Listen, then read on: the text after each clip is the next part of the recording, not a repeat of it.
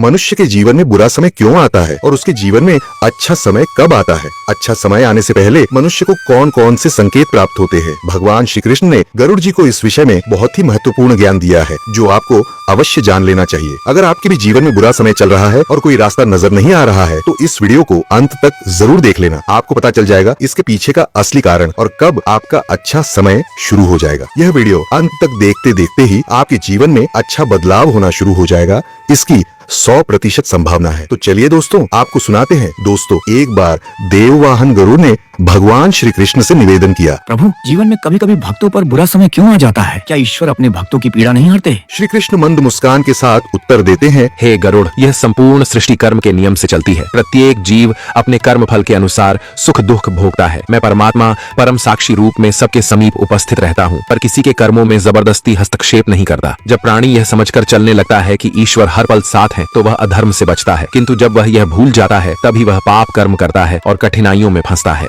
इसीलिए बुरा समय आने पर मनुष्य को सबसे पहले अपने कर्म और कर्तव्य पर दृष्टि डालनी चाहिए।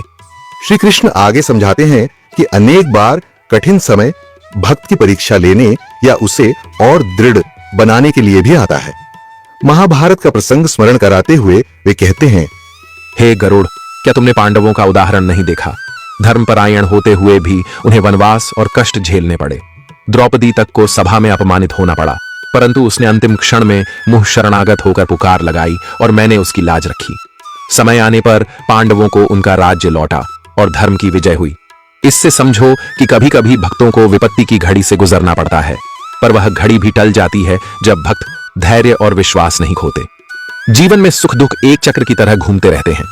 सुख से अनंतरम दुःखम, दुःख से अनंतरम सुखम, चक्रवत परिवर्तनते सुखानि च दुःखानि च।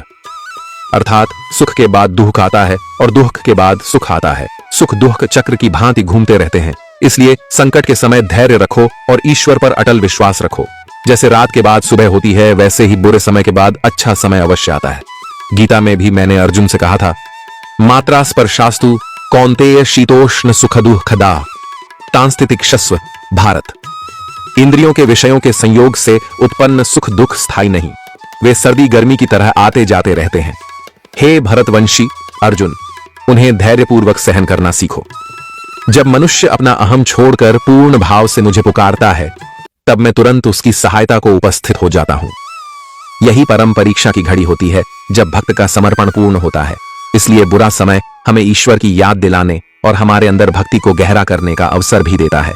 कठिनाइयां हमें सबक देती हैं, हमारे कर्म सुधारने का मौका देती हैं और हमारे संकल्प की परीक्षा लेकर हमें और भी मजबूत बनाती है। हे गरुड़, युधिष्ठिर जब वन में थे, उन्होंने आर्षि बृहदश्व से नल दमयंती की कथा सुनी। उस कथा ने उन्हें धैर्य दिया कि विपत्ति कितनी भी बड़ी हो, ईश्वर की कृपा से परिस्थिति बदल सकती है। वास्तव में अंधेरी रात के बाद सवेरा निश्चित है, इसलिए बुरे समय में घबराना नहीं चाहिए। उसे अपने सत्कर्म, धैर्य और ईश्वर विश्वास से पार करना चाहिए। जैसे मैंने गीता में कहा है, सुख दुख, लाभ हानि और जय पराजय को समान रखकर अपने कर्तव्य मार्ग पर डटे रहो, तब अंततः पाप नहीं लगेगा और विजय तुम्हारी ही होगी। हे गरुड़, अब सुनो, अच्छा समय कब आता है? जिस प्रकार आर्थू बदलते देर नहीं लगती, वैसे ही उचित समय आने पर दुख मिट जाते हैं और सुख के दिन आ जाते हैं। अच्छा समय तभी आता है जब मनुष्य के पाप कर्म क्षीण हो जाते हैं या वह कठिनाइयों से सीख लेकर धर्म के मार्ग पर दृढ़ हो जाता है। कई बार ईश्वर अपने भक्तों की परीक्षा लेते हैं। जब भक्त उस परीक्षा में धैर्य और विश्वास बनाए रखता है, तब ईश्वर का आशीर्वाद बरसता है और अंधकार के बाद प्रकाश अवश्य प्रकट होता है। भगवान बताते हैं कि शुभ समय का आगमन ईश्वर की कृपा से जुड़ा है। जब भक्त ने अपने कर्तव्य का पालन करते हुए सारी परीक्षाएं पार कर ली होती है, तब भगवान स्वयं उसके जीवन की दिशा बदल देते हैं। श्री कृष्ण गरुड़ से कहते हैं, अच्छा समय मेरे संकेत देकर आता है। जब मैं देखता हूं कि मेरे भक्त ने पर्याप्त धैर्य और विश्वास रख लिया, तब मैं प्रकृति के माध्यम से उसे शुभ समाचार देने लगता हूं। गरुड़ जिज्ञासा से पूछते हैं, स्वामी, ये शुभ संकेत कैसे पहचाने जा सकते हैं? भगवान श्री कृष्ण मुस्कुराकर समझाते हैं, ईश्वर जगत के कण कण में मौजूद है। अतः जब अच्छा समय आने को होता है, तो ईश्वर प्रकृति, स्वप्न, अंतःकरण और आसपास की घटनाओं द्वारा 10 प्रकार से संकेत देते हैं। ये संकेत बताते हैं कि कठिन घड़ी अब समाप्त होने को है और उज्जवल भविष्य द्वार पर दस्तक दे रहा है। वत्स गरुड़, जब शुभ समय निकट होता है, तो परमात्मा कुछ शुभ संकेत प्रकट करते हैं, जिनसे भक्त संभल जाए और आने वाले सुख के लिए तैयार हो जाए। ये संकेत इस प्रकार है। ब्रह्म मुहूर्त में आंख खुलना। जब अच्छे दिन आने को होते हैं तो प्रातःकाल ब्रह्म मुहूर्त में स्वयं ही आंख खुलने लगती है। प्रातः 3 से 5 बजे के बीच बिना अलार्म के जाग जाना दर्शाता है कि प्रकृति आपको उन्नति के योग्य मार्ग पर लगा रही है। यह समय ध्यान प्रार्थना का होता है। यदि हाल में आपकी नींद भोर में खुलने लगी है तो समझें कि ईश्वर आपको आध्यात्मिक ऊर्जा दे रहे हैं ताकि आने वाले परिवर्तन के लिए आप तैयार रहें। यह एक महत्वपूर्ण शुभ संकेत है कि जीवन में बहुत बड़ा सकारात्मक बदलाव आने वाला है। मन का अचानक प्रसन्न हो जाना। कभी कभी बिना किसी स्पष्ट कारण के आपका हृदय प्रसन्नता से भर जाता है।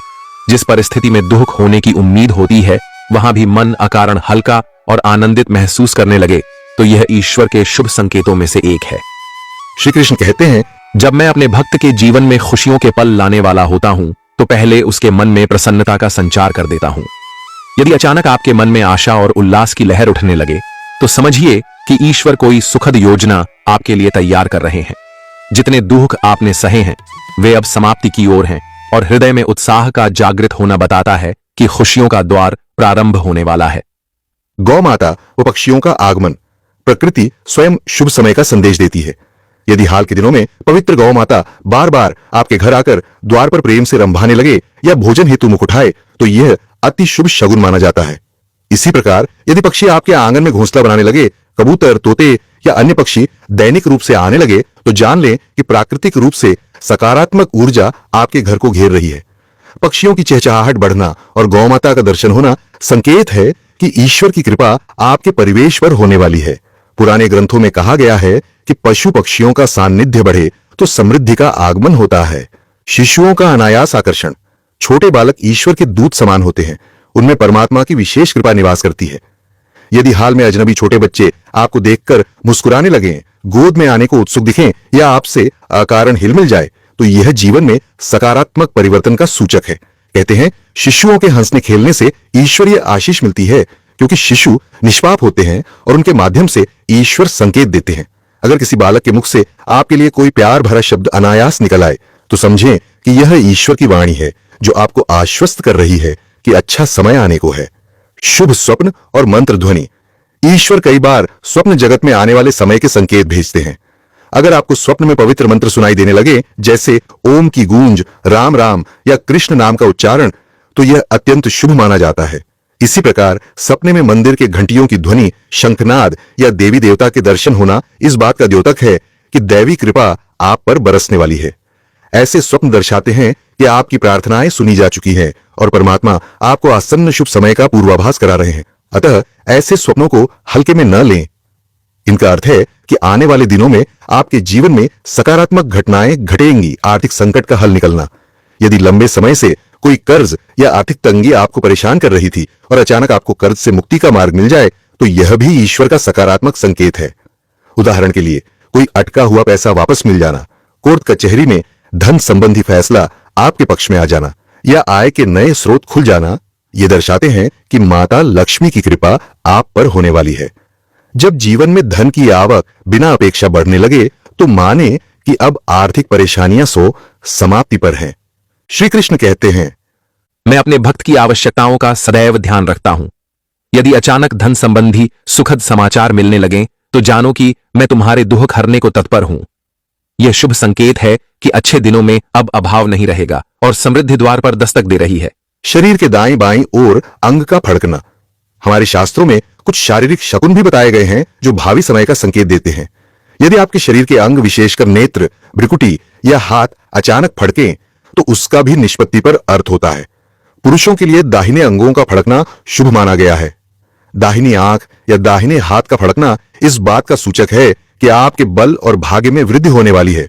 वहीं स्त्रियों के लिए बाएं अंग का फड़कना शुभ संकेत माना गया है। उदाहरणतः किसी स्त्री की बाईं आंख या भौंहा फड़के तो मानते हैं कि उसको कोई शुभ समाचार मिलने वाला है। ऐसी शारीरिक संकेतनाएं प्राचीन मान्यताओं के अनुसार बताती हैं कि निकट भविष्य में आपके सौभाग्य का उदय होने जा रहा है। पूजा के समय फूल का गिरना। ईश्वर की पूजा पाठ के दौरान मिलने वाले संकेत अत्यंत महत्वपूर्ण होते हैं। यदि पूजा करते समय भगवान की मूर्ति या तस्वीर पर चढ़ाया हुआ फूल अचानक अपने आप आपके सामने गिर पड़े तो उसे धार्मिक दृष्टि से बेहद शुभ माना जाता है। इसका अर्थ है कि भगवान ने आपकी प्रार्थना स्वीकार कर ली है और वे आपकी भक्ति से प्रसन्न हैं। फूल गिरने का संकेत होता है कि ईश्वर का आशीर्वाद आपको मिल चुका है और आपके घर परिवार में शीघ्र ही सुख समृद्धि का प्रवेश होने वाला है। परंपरा में यह माना गया है कि इस तरह गिरे हुए पुष्प को संभालकर अपने पास रखना चाहिए, क्योंकि यह भगवान की कृपा का प्रतीक है। जब पूजा में ऐसा शुभ संकेत मिले तो जान लें कि अब आपके सभी सदु इच्छाओं की पूर्ति का समय आ गया है और ईश्वर आपके कष्ट हरने को उद्यत है। संत महात्माओं का दर्शन या आगमन। कहा जाता है कि जब भगवान अत्यंत प्रसन्न होते हैं तो किसी न किसी रूप में सत्पुरुष या संत आपके जीवन में प्रकट होते हैं। यदि अचानक बिना किसी योजना के किसी साधु संत का आपके घर आगमन हो जाए या मार्ग में उनके दर्शन हो जाए तो यह बहुत बड़ा शुभ संकेत है। मान्यता है कि संत के घर आने का मतलब है ईश्वर आपसे अति प्रसन्न है और आपकी हर मनोकामना पूरी करने को उद्यत है। ऐसे अनायास संत संग या उनसे आशीर्वाद मिलना इस बात का द्योतक है कि परमात्मा ने आपको चुन लिया है अपनी कृपा के लिए। संत महात्माओं के कदम जिस घर में पड़ते हैं वहां पाप के प्रभाव मिट जाते हैं और पवित्रता आती है। अतः यदि हाल में आपको किसी महापुरुष का सान्निध्य मिला हो तो समझ लें कि ईश्वर आपके जीवन में शुभ समय का संकेत दे रहे हैं। इसके अतिरिक्त मंदिर जाते हुए या स्वप्न में भी किसी दिव्य पुरुष का दर्शन हो जाना ईश्वरीय अनुकंपा का चिन्ह है। यह दर्शाता है कि आपकी परेशानियों का समाधान अब अधिक दूर नहीं। अंतर्मन की मार्गदर्शक आवाज। शुभ समय निकट आने पर ईश्वर स्वयं हमारे भीतर मार्गदर्शन करने लगते हैं। कभी कभी जिस समस्या ने हमें उलझन में डाल रखा हो उसका हल अचानक हमारे अंतर्मन से प्रस्फुटित हो उठता है। यदि आपको भीतर से स्पष्ट मार्गदर्शन मिलने लगे, मानो हृदय की आवाज आपको सही राह दिखा रही है, तो यह समझें कि यह स्वयं परमात्मा का संवाद है। जब कठिन समय में आपके मन में अज्ञात रूप से आश्वासन मिलने लगे कि सब ठीक हो जाएगा या यही रास्ता सही है, तो जान लें कि ईश्वरीय कृपा करीब है और वही आपको दिशा दे रही है। यह इस बात का संकेत है कि जिस दिशा में आप प्रयत्न कर रहे हैं वहां सफलता आपका इंतजार कर रही है। इसी प्रकार भजन कीर्तन में यदि भाव विभोर होकर आंखों से आंसू बहने लगे, रोमांच हो आए, तो इसे भी शुभ माना जाता है। यह इंगित करता है कि आपकी भक्ति ईश्वर तक पहुंची है और अब उनका विशेष अनुग्रह आप पर बरसने वाला है। भीतर उमड़ती श्रद्धा और शांति इस बात की सूचना देती है कि ईश्वर ने आपकी मनोकामना सुन ली है और उसके पूर्ण होने में अब विलंब नहीं। श्री कृष्ण इन संकेतों का सार समझाते हुए कहते हैं, हे गरुड़, जब भी तुम्हें ऐसे शुभ संकेत दिखाई दें, उन्हें अनदेखा न करो, बल्कि उन्हें ईश्वर का संदेश मानकर हृदय से धन्यवाद दो। ये संकेत तुम्हारे भीतर आशा, ऊर्जा और विश्वास का संचार करते हैं। यह जान लो कि ईश्वर की कृपा जब करीब होती है तो ऐसे ही सूक्ष्म माध्यमों से पूर्व संकेत मिलने लगते हैं।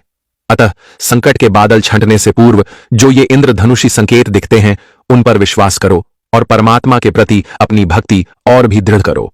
भगवान श्री कृष्ण गरुड़ को आशीर्वचन देते हुए कहते हैं, जीवन में बुरे और अच्छे दिनों का आना जाना लगा रहेगा। बुद्धिमान व्यक्ति न तो सुख में अहंकारी होता है, न दुख में भयभीत। जो दुख में धैर्य नहीं खोता और सुख में ईश्वर को नहीं भूलता, उसी के जीवन में वास्तविक उन्नति होती है। याद रखो, यह वक्त भी गुजर जाएगा। बुरा हो या भला, कोई समय स्थायी नहीं है। यदि बुरा समय चल रहा है तो यह समझो कि यह भी क्षण भंगुर है और अपने कर्म सुधारते हुए प्रभु का स्मरण करो। शीघ्र ही यह बीत जाएगा। और जब अच्छा समय आए तो विनम्र रहकर प्रभु को धन्यवाद दो, क्योंकि वह भी ईश्वर की कृपा से ही आया है और सदैव एक जैसा नहीं रहेगा। गीता में मैंने अर्जुन से यही कहा कि सुख दुख को समान मानकर कर्तव्य पथ पर अडिग रहना ही बुद्धिमानी है। इस प्रकार हे गरुड़, मनुष्य को बुरे समय में हताश नहीं होना चाहिए, बल्कि उसे आत्मचिंतन कर भगवान की शरण लेनी चाहिए। और जब शुभ समय आने से पहले परमात्मा ये दिव्य संकेत भेजें तो उन्हें पहचान कर ईश्वर के प्रति अपनी आस्था और दृढ़ कर लेनी चाहिए। जो इन इशारों को समझकर भक्ति और नेक मार्ग पर चलता रहता है, उसके जीवन में शीघ्र ही अंधकार मिट जाता है और उजाले का सुंदर सवेरा फैल जाता है। भगवान श्री कृष्ण के इन वचनों से गरुड़ धन्य भाव से नतमस्तक हो जाते हैं। उन्होंने जान लिया कि जीवन के उतार चढ़ाव परमात्मा की योजनाओं का ही एक भाग है। बुरे समय में धैर्य और अच्छे समय में विनम्रता रख निरंतर प्रभु स्मरण और धर्म का आचरण करते हुए मनुष्य परम कल्याण को प्राप्त कर सकता है। श्री कृष्ण के चरणों में प्रणाम कर गरुड़ ने यह दृढ़ संकल्प लिया कि अब वे हर परिस्थिति में प्रभु के संकेतों को समझकर अटल श्रद्धा रखेंगे। जीवन में जब जब कठिन समय आएगा, वे स्मरण करेंगे कि भगवान की परीक्षा के बाद ही प्रसन्नता की घड़ी अवतरित होती है और अच्छाई के आगमन से पूर्व ये शुभ संकेत मार्ग दिखाने आ जाते हैं। सुख दुख जीवन रूपी पहिए के दो पहलू हैं, अतः धीरज रखो। दुख की रात कितनी भी काली हो, प्रभात का सूर्योदय निश्चित है। जय श्री कृष्ण। तो दोस्तों, उम्मीद है आपको यह जानकारी पसंद आई होगी। वीडियो को लाइक जरूर करें और कमेंट में जय श्री कृष्ण अवश्य लिखें। साथ ही चैनल को सब्सक्राइब करें। आप सभी का धन्यवाद।